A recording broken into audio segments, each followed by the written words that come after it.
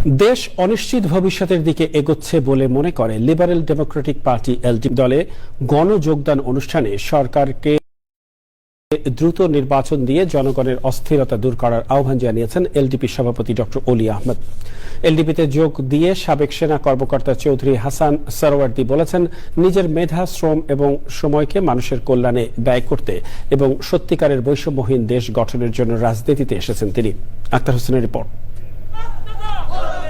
রাজধানীর রমনায় ইঞ্জিনিয়ার্স ইনস্টিটিউটে এলডিপির গণযোগদান অনুষ্ঠান। সাবেক সেনা কর্মকর্তা ও আমলা সহ বিভিন্ন শ্রেণীর মানুষ যোগ দিয়েছেন দলটিতে। আলোচিত সাবেক সেনা কর্মকর্তা অবসরপ্রাপ্ত লেফটেন্যান্ট জেনারেল চৌধুরী হাসান সরওয়ার্দী যোগ দিয়েছেন এলডিপিতে। প্রেসিডিয়াম সদস্য হিসেবে তাকে পদায়ন করা হয়েছে দলটিতে।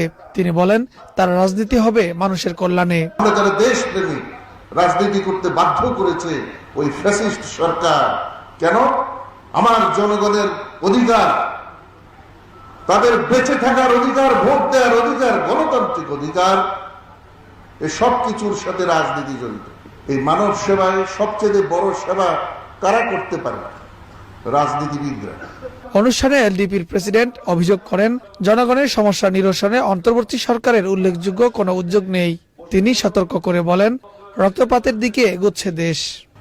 আমাদের সন্দেহ হয় আপনারা দেশের জন্য কাজ করছেন না, আপনারা বরং আওয়ামী লীগদেরকে পুনর্বাসনের অপেক্ষায় আছেন।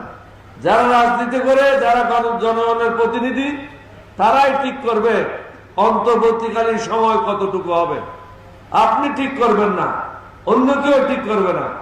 যারা রাজনীতি করে, অতীতে যারা এমপি ছিল, মন্ত্রী ছিল, প্রতিনিধিত্ব করেছে, তারাই এটা ঠিক করবে, কারণ তারাই জনগণের প্রতিনিধিত্ব করেছে।